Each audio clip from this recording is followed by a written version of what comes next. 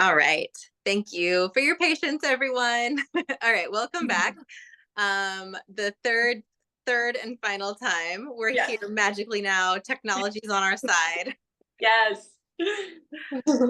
All right. So, our topic, our conversation was on people that have not used herbs in the past and just the education that you share with them. Yes. Yes. I do everything I can to meet them where they're at and share more education and more knowledge to maybe, just expand their perception or any stigma against holistic medicine or herbs. And at the same time, like if somebody isn't into it, like no worries. There's like a lot we can do through nutrition and lymphatic massage and taking supplements and Yeah. different things like that. But I am always happy and excited to share more about herbs if people Cool. want to know more. Mm-hmm. I find I typically find, and I learned this, working through um clients over the years, but so a lot of times when when you contract with a client, you're going to be supporting them through birth and or postpartum. There might be like an enthusiasm, right, to learn all of the postnatal like herbalist and holistic measures from you. And then once you give them you support them by giving them everything that they need to know leading up to birth, and so that they have all of the supplies needed, setting them up for their postpartum period. But then once you're in the postpartum period, it can be challenging to have the space and the capacity for both you and your client, right? There's a lot going on in those 6 to 8 weeks. And so teaching someone something brand new, such as the benefits of some particular herbs or a new breathwork practice or a new meditation practice, I've just found that as much as possible, I really try to share all of that information with my clients leading up to birth, delivery, and postpartum, and then that way the questions can come in, and it can be more of a dialogue as opposed to a teaching. Yes. Not sure. Yeah, how does that feel for you? How is that as far as your apply to your practice? Yes, definitely. Definitely.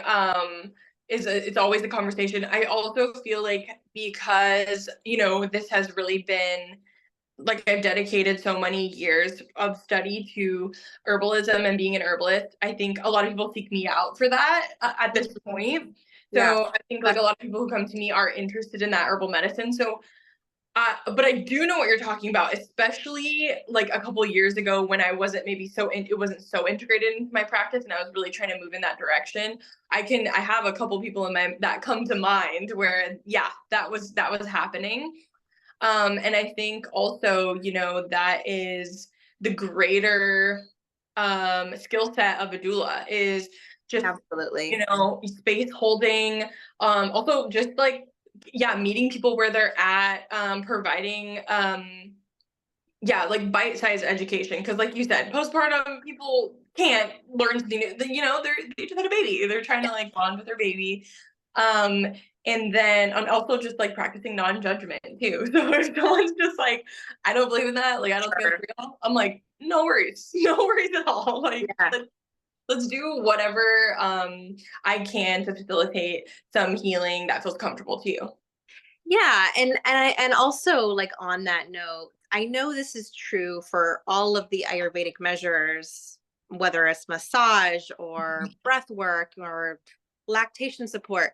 Um, if it doesn't happen in those first couple of weeks, that doesn't necessarily mean that it's not something you can't revisit later on, right? Yes. So the use of herbs, though they might be extremely beneficial in the first couple of days after birth, they're still going to be incredibly beneficial to the body in the weeks or perhaps even the months. I mean, postpartum is forever, right? Yes. So I think, Yes. yeah, I think that there's these different phases and chapters of postpartum and these different kind of mindsets and Mindsets and also just mental, physical, emotional, spiritual states that we're in as women and as mothers. And something all of a sudden might click, and it might be time to learn more about something that you were exposed to and just perhaps not ready for in the first couple of days. Totally. Totally. Yeah, that's well said. Yeah. Exactly. One other thing that I wanted to throw in, we had talked about, working with clients that don't have a lot of experience and background using herbals and are maybe closed off to it for whatever reason. The really cool thing about Ayurveda is that, yes, there's like the Ayurvedic herbs, and there's, a handful of my favorites include like licorice root. And of course, there's a lot of like research that needs to be done client by client. Yes. There's Yes. a lot of contraindications that you need to be aware of, but licorice root's amazing. Ashwagandha, shatavari. Mhm. Um, those are probably my three, a couple of my my go-to herbs that I use most regularly and most frequently. But then there's also the kitchen herbs, right? Yes. Yes. And just like, Western herbs or Ayurvedic herbs, just the power of the plant and the body and the way that it's digested and absorbed deeply, depending on if it comes into your system through oil or warm water, maybe with a little bit of honey or like a sprinkle of, whatever it may be that you're adding to it. um there's also really great benefits that come to cooking with these herbs. And I use, as I know you probably are well aware of through the training, I use a ton of ghee in my cooking, and there's a lot of great benefits to it. And one of those benefits is that as a high quality fat, Mhm. it I believe the Ayurvedic term is anupan, and it's a delivery system. So it helps to Mhm. deliver the herbs deeper into the tissues of the body beyond just the gut. Um, Mhm. so it really sinks and absorbs. It's kind of the same thing as using herbal oils and Yeah. abhyanga, or whatever the situation may be. But Mhm. um yeah, using these like quality fats, and ghee is my number one go-to on most occasions, Mhm. to deliver some of the kitchen herbs. And when I say kitchen herbs, I mean like, coriander or Yeah. cumin or cinnamon or Mhm. turmeric, Mhm. or even fennel, like Oh, all of yeah. these, really everything that goes into our body, especially those that are plant-based. Sure, they taste good, and it's going to add to just the deliciousness of the meal. But Yeah. when you're using them strategically, or again on an individual basis, and looking at the proper amounts and the herbs to use, the herbs to perhaps stay away from, Mhm. um it can, yeah, it can really, it can really be helpful in supporting women through their deep internal healing that's taking place. Yes. Yes, definitely. There's like a lot of kitchen herbs that I always use. Um, my like main ones that I always use are oregano, thyme, and fennel. Those are my Oh. three. Yeah, they're extremely antibacterial, antifungal, great for the gut, great for digestion, really grounding. They taste really good, which is, yeah, like you're saying, always great. And yeah, there's many ways of getting herbs into the body.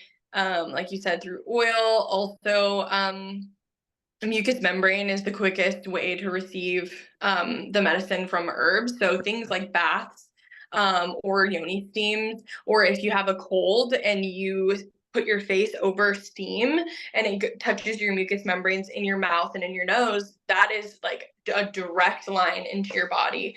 So, Mhm. so many ways to use herbs. There really is. I love Yeah. that. Hmm. That's awesome. um Okay, I have one last question for you. Um, for our viewers, if there are, I mean, as if they're coming through, if our viewers are coming through Ayurvedic Mamas, or they have a ton of information on all of the Ayurvedic herbs through our coursework, but through the herbs that you most commonly use, if there's a couple of herbs, maybe two or three, that you would like to just share with our viewers for them to research, and for them, maybe you share with them what you're, what like what's included in a tea, for example, or maybe a sitz bath formula, for example, but Yes. then give them maybe 2 or 3 herbs that they can jot down and do a little bit of research on their own and look into and maybe familiarize themselves with. And then we would love to hear about the training that you have coming up, because I want to make sure that we mention that here as well. Thank you. Yes. Yes, I would love to share some herbs.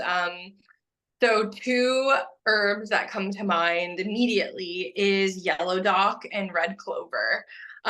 Again, those go back to what I was saying before and really focusing on the mineralization and the iron of a mom who just gave birth. And those are 2 very, very potent and also very ancient herbs that have been used across cultures for centuries. Yellow dock was used in the Roman Empire. And Native Americans used yellow dock in pregnancy and postpartum. It's one of the highest iron contents that exists in plants. And so I'm always using yellow dock in blends. And yeah, it definitely, I would definitely say research more about yellow dock, because it is a root and it's not a flower or a petal. So you would need to decoct it, which just means to simmer it, to release, because it's woody, right? Versus like a soft petal or a leaf. So you would just need to simmer it to release its medicine a little bit more.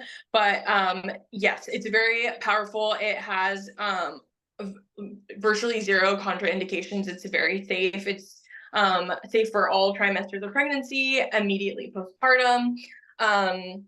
And a parallel to yellow dock is red clover. Red clover moves the lymph in the body, which if you just had a baby, you're not really moving your body that much. That's true. Yeah. Yeah. And that's where inflammation can get stuck, because inflammation, I feel like, gets a bad rap in general, because everyone's like, inflammation. Inflammation is good, actually. That means that blood is coming to the area so it can heal. But what we need is our lymphatic system to move the blood out once the job is done. And when you're not moving your body, or your immune system is low because you just gave birth, that's when inflammation can just not move out and just exist. And that's what causes pain and heat and swelling. So using an herb to help move the lymphatic system, as well as abhyanga, is very important. And red clover does that. Amazing. Yeah, it works in the liver. It's also used alongside alfalfa for cover crops for farmers, because it puts nitrogen into the soil, and it kind of mimics that in our bodies as well. It's very mineral rich. And so those are my 2, like, more also like less talked about herbs. There's a couple that always get mentioned, like red raspberry and like nettles, I feel like, which are amazing, but I kind of, I'm liking yellow dock and red clover. And those are mainly internal, and I use in teas. And then as far as a sitz bath, like I mentioned before, I actually love to put oregano in my sitz baths. That's very potent and very cleansing, but also gentle. Another herb that I love for sitz bath is yarrow. Yarrow is, again, very cleansing. It's a lymphatic mover, but it's also gentle. So those are 2 I would look into for sitz baths that are maybe not, talked about as much.